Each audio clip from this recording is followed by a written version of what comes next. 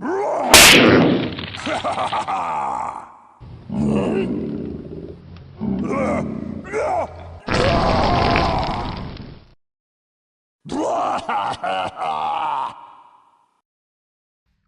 been a seaman my whole life. I still remember back when my daddy he would beat me violently whenever I failed to reel in a fish. But that's okay. It made me the toughest seaman there ever was. And I've seen some stuff, from a shark eating one of my seamen to a whale capsizing a boat and killing everyone. But what I experienced that night would haunt me for the rest of my life, and has haunted me. From my marriage to when my first child was born, it's been with me, and it's probably going to be with me on my deathbed. It was 2010. I had just turned 18 in that past month, and my dad had just passed. And his last words: "Go to the attic. The large chest we told you not to open. There's a map in there. The fish I never caught. I'll tell you everything I know. Go catch it." Those were the last words he spoke to me, but not his last words entirely. Those were the hard R because a black nurse came in to check on him. He was extremely racist. The map led to a place called Flaccid Rock. My daddy, he has always talked about that one fish he could not catch. My daddy could catch any fish, from grouper, sharks, swordfish, didn't matter. If it was in water and it could swim, he could catch it. I packed my things and raided the boat.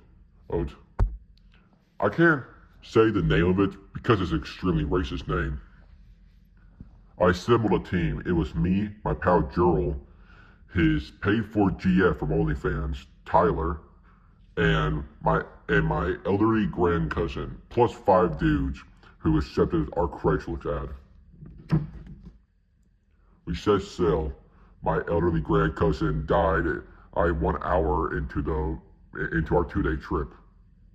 So we used her as bait for the fish. An hour before we arrived, me and the guys decided to have an orgy. You know, you're outside on a boat for a while with a bunch of dudes. Eventually something's gonna happen, you know, okay? When we arrived, so did I into a dude. We set up our fishing rods, waiting.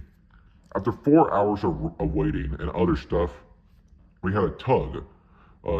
I went to go grab it and reel it in, and then boom, the whole ship capsized.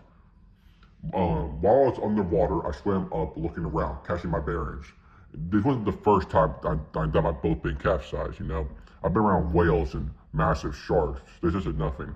I swam down to see if anyone else needed help, and I saw Tyler. Ooh, Tyler. She was a white girl, very fit with massive titties. I was just admiring her. And then I saw something in the brackish water, a massive grouper-looking fish. I was thinking, but this the fish my dad never caught? It's a big grouper, yeah, but my dad caught big grouper before. And then I saw it. It got closer. It was the size of a pontoon, absolutely ginormous. And most importantly, it had a very, very large, erect, circumcised penis. It was very human-like in nature, the ones you see straight out the pornos. I was surprised. I was like, huh. And I was going straight for Tyler. I was thinking Tyler was done for. But he swam right past her. I was thinking, damn, he must like black girls.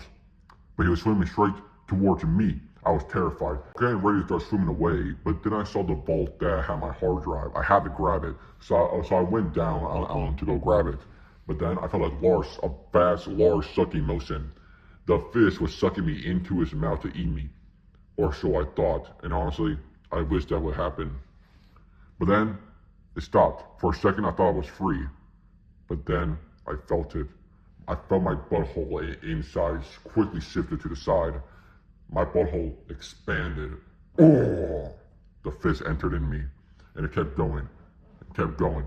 I felt it breaking my rib cage, breaking every bone in my body. My organs would never be the same. It kept going. It kept going.